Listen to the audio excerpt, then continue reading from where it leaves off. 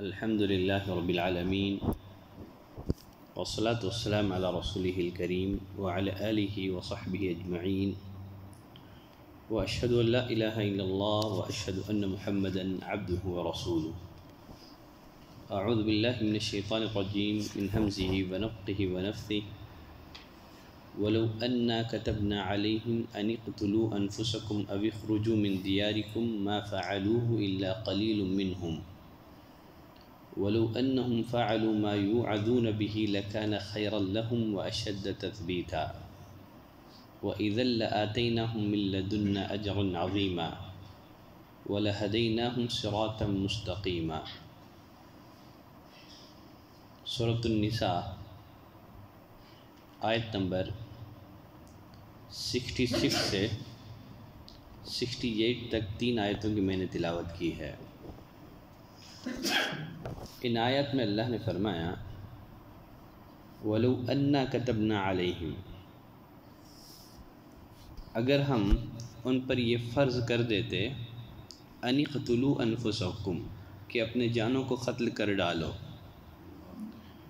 أَوِ اخْرُجُوا مِن دِيَارِكُمْ یا اپنے گھروں سے نکل جاؤ، مَا فَعَلُوهُ إِلَّا قَلِيلٌ مِّنْهُمْ تو اس کام کو ان میں سے بہت ہی کم لوگ بجا لاتے. وَلَوْ أَنَّا كَتَبْنَا عَلَيْهِمْ، اگر ہم ان پر یہ فرض کر دیتے. علیہم میں ہم کی ضمیر کا مرجع کس کی طرف ہے؟ اس بارے میں مفسرین کے 2 مشہور قول ہیں. پہلا قول یہ ہے کہ ہم ضمیر کا مرجع منافقین کی طرف ہے، اس لیے کہ کلام کی رفتار منافقین سے ہی متعلق ہے. سابقہ آیتوں میں منافقین سے متعلق ہی گفتگو کی گئی ہے. ایک دوسرا قول یہ ہے کہ وَلَوْ أَنَّا كَتَبْنَا عَلَيْهِمْ، اور اگر ہم ان پر فرض کر دیتے، ہم ضمیر کا مرجع منافقین کی طرف نہیں ہے بلکہ جو بھی ایمان کے دعوے دار ہیں، خواہ وہ سچے ہوں کہ جھوٹے، منافق ہو کہ مخلص، ان تمام لوگوں کی طرف ہے. یعنی اگر ان کو خودکشی کا حکم دیا جاتا تو بعض لوگ اس حکم کی تعمیل کرتے، بقیہ نہ کرتے. یعنی جو مخلص مومن ہیں وہ اس حکم کو بجا لاتے اور منافق اس حکم کو بجا نہ لاتے. دوسرا قول ہی زیادہ راجح معلوم ہوتا ہے کہ ضمیر کا مرجع منافقین کی طرف نہیں ہے بلکہ جو بھی ایمان کے دعوے دار ہیں ان کی طرف ہم ضمیر کا مرجع ہے. اس لیے کہ ضمیر کا مرجع اگر منافقین کی طرف مانا جائے تو پھر اس کے معنی یہ ہوں گے کہ خودکشی کا حکم ملنے کے بعد عام منافقین حکم کی تعمیل نہیں کریں گے، مگر کچھ منافق ایسے بھی ہوں گے جو حکم کی تعمیل میں خودکشی کر لیں گے. اس لیے کہ استثناء کا یہی تقاضا ہے. لیکن یہ مطلب، یہ معنی اور یہ مفہوم روایت اور آیت دونوں کے خلاف ہے. اس لیے کہ اگر منافق اللہ کے حکم کی تعمیل کرتے تو پھر وہ منافق نہیں رہتے ہو. تو اس بنا پر زیادہ راجح دوسرا قول ہی معلوم ہوتا ہے. اوپر والی آیتوں میں یہ بات بتائی گئی تھی کہ منافقین نے جب طاغوت سے اپنا فیصلہ کروا کر کے اپنے جانوں پر ظلم کیا تھا، اس موقع پر اگر وہ رسول اللہ صلی اللہ علیہ وسلم کے پاس آتے، ان سے اپنے گناہوں کی بخشش کرواتے اور خود اللہ سے استغفار کرتے تو اللہ ان کے گناہوں کو معاف کر دیتا. پھر اس کے بعد یہ بھی بتایا گیا کہ مومن ہونے کے لیے ضروری ہے کہ رسول اللہ صلی اللہ علیہ وسلم کے ہر فیصلے کو بلا چوں و چرا تسلیم کیا جائے اور آپ کے فیصلے کو لے کر کے دل میں ذرا سا بھی تنگی نہ رکھی جائے.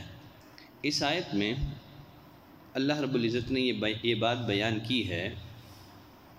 رسول اللہ صلی اللہ علیہ وسلم کے پاس آ کر کے استغفار کی درخواست کرنا اور آپ کے ہر حکم کو اور آپ کے ہر فیصلے کو بلا چھو و چرا تسلیم کر لینا، آپ کے ہر حکم سے راضی ہو جانا، یہ کوئی ایسی مشکل چیز نہیں تھی یہ کوئی ایسا مشکل حکم نہیں تھا کہ جس پر عمل نہ ہو سکے۔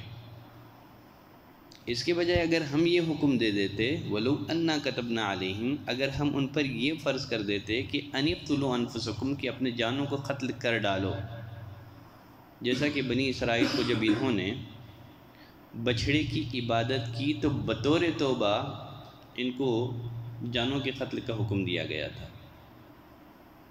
ایسا حکم تو اللہ کی طرف سے نہیں آیا۔ یا یہ حکم دے دیتے ابھی خروج من دیارکم، یا اپنے گھروں سے نکل جاؤ، جیسا کہ بنی اسرائیل کو مصر سے نکلنے کا حکم دیا گیا تھا۔ تو اللہ نے فرمایا ما فعلوه الا قلیل منہم، تو اس پر عمل نہ کرتے مگر تھوڑے سے افراد اس پر بھی عمل کر لیتے۔ جب اتنی آسان باتوں پر عمل نہیں کر رہے ہیں تو ان مشکل باتوں پر کیسے عمل کریں گے؟ حالانکہ بنی اسرائیل کو اس سے مشکل ترین احکامات کا مکلف کیا گیا تھا، بطور توبہ کے قتل کا حکم دیا گیا تھا۔ اللہ نے نبی کریم صلی اللہ علیہ وسلم کو جو شریعت عطا کی ہے وہ انتہائی آسان شریعت ہے، سہل شریعت ہے، جس میں غلطی پر توبے کا پابند کیا گیا ہے۔ بنی اسرائیل کی طرح قتل کا حکم نہیں دیا گیا ہے، ملک بدر کا حکم نہیں دیا گیا ہے۔ اور پھر آگے اللہ نے فرمایا وَلَوْ أَنَّهُمْ فَعَلُوا مَا يُوعَظُونَ بِهِ لَكَانَ خَيْرًا لَهُمْ، اور اگر یہ وہی کریں جس کی انہیں نصیحت کی جاتی ہے تو یقیناً یہی ان کے لیے بہتر اور زیادہ مضبوطی والا ہے۔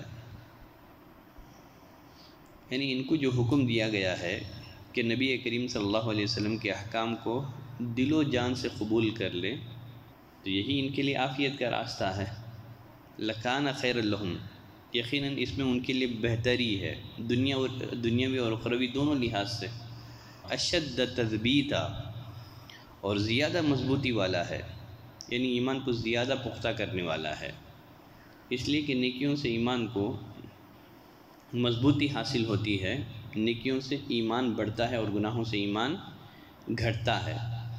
تو اگر ہر معاملے میں یہ نبی کریم صلی اللہ علیہ وسلم کے حکم کو تسلیم کر لیں تو یقیناً یہ ان کے ایمان کو پختہ کرنے والا حکم ہوگا۔ پھر آگے اللہ نے فرمایا وَإِذًا لَآتَيْنَاهُم مِّن لَّدُنَّا أَجْرًا عَظِيمًا، اور اس صورت میں ہم انہیں خود اپنے پاس سے یقیناً اجر عظیم عطا کر دیتے، یعنی اعمال کی جزا سے زیادہ محض اپنی مہربانی سے ان کو بے شمار اجر سے نوازتے۔ وَلَهَدَيْنَاهُمْ صِرَاطًا مُّسْتَقِيمًا، اور انہیں ضرور بھی ضرور سیدھے راستے تک پہنچا دیتے۔ آیت نمبر 71 سے جہاد کی آیتیں شروع ہو رہی ہیں، تو اسی بنا پر ابن عاشور رحمۃ اللہ علیہ فرماتے ہیں کہ میرے خیال میں یہ آیتیں تمہید ہیں جہاد کے ان احکام کی جو ساتھ ہی ساتھ شروع ہو رہے ہیں۔ تو اس طرح سے ان آیتوں کی آنے والے آیتوں سے مناسبت اس طرح ہے کہ اگر ہم ان پر ہجرت یا قتال فرض کر دیتے تو بہت کم لوگ اس پر عمل کرتے، لیکن اگر وہ ایسا کرتے تو یقیناً اس میں ان کے لیے بہتری ہوتی، بے شمار اجر کا باعث ہوتا۔ تو غرض آج کے لیے بس یہی 3 آیتیں کافی ہیں، تفسیر کا سلسلہ جاری ہے۔ سبحانک اللہم و بحمدک، اشہد ان لا الہ الا انت، استغفرک و اتوب الیک۔